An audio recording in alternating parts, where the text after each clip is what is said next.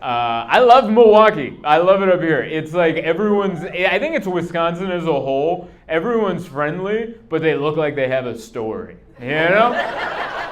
Like, it's a friendliness where you're like, hey, welcome. I live in a boxcar. And you're like, what?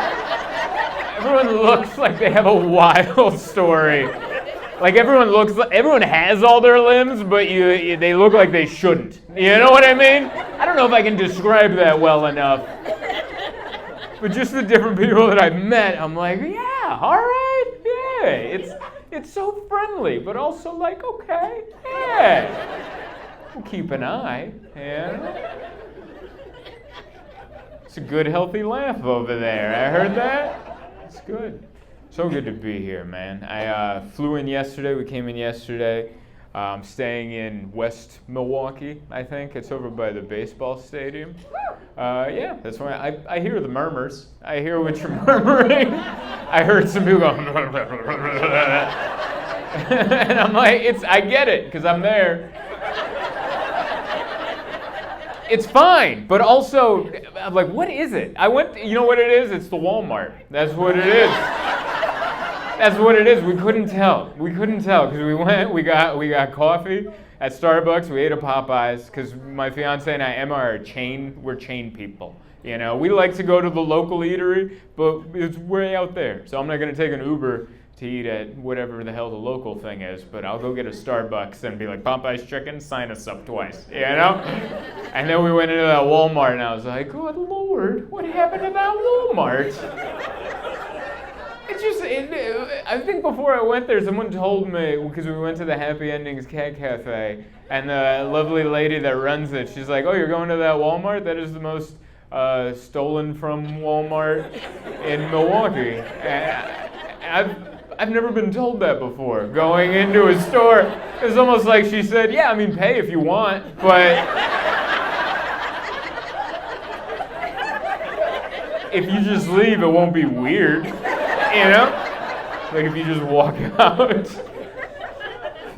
out with some contact solution and a thing of toothpaste, it won't be that weird.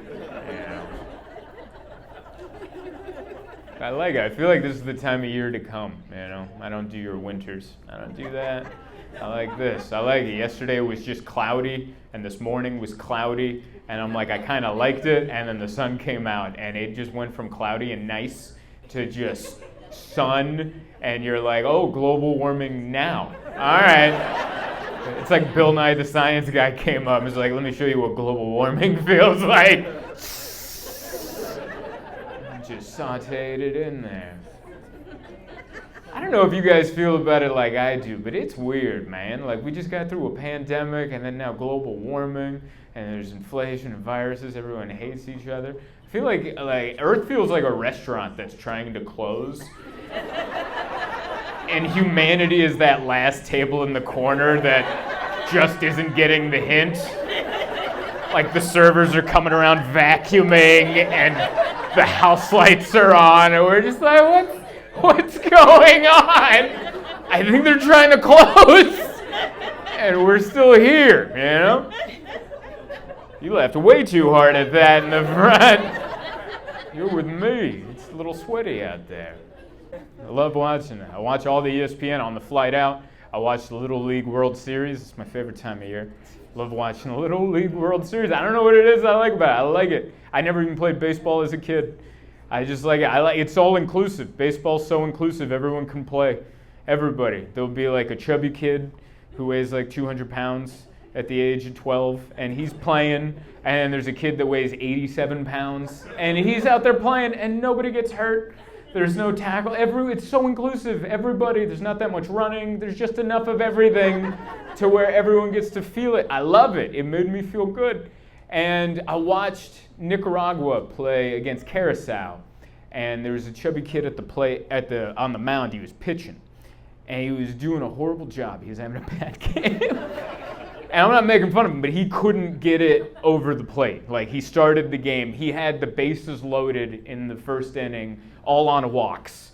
And he's just there, and I'm watching him just having this rough time. He can't do it. He just can't do it, and he's sweating, you know, but he's staying calm. He's staying calm. And I'm like, I think I'm watching this 12-year-old boy become a man on live television. Like, he just keeps trying, and it's not working, but he's keeping his cool. And I think I'd be such a better person now as an adult if I played baseball as a child. Because I think that's where you learn to keep trying and failing, and you just keep going. Because imagine that. He's just out there pitching, and it's not working. And his whole friend group is just behind him, watching him bomb one after the other. That is great training for adulthood. Once you get to adulthood, and you're like, I don't have the rent. There it is. I just got laid off. All right. My wife just left. And the whole time your friends are behind him going, good Lord. Let's call a huddle. We need to pep him up. Yeah, man, you're doing great. Just keep trying. Just right up. You got it, buddy. Oh, my God. That's great practice for adult life right there. Everyone should be a pitcher as a 12-year-old. I know I can't do it. I can't. I'm 35, and I turned 35 this year. That's a big age for me. Hit 35, and I've realized it's been me all along.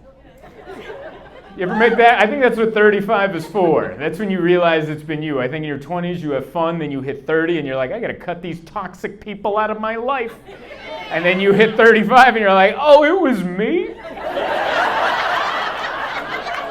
It's been me this entire time? Damn it! I could have thought, I swore it was David. And I haven't seen David in 7 years. It's been me this entire time. Doing my best, man, trying to work on it.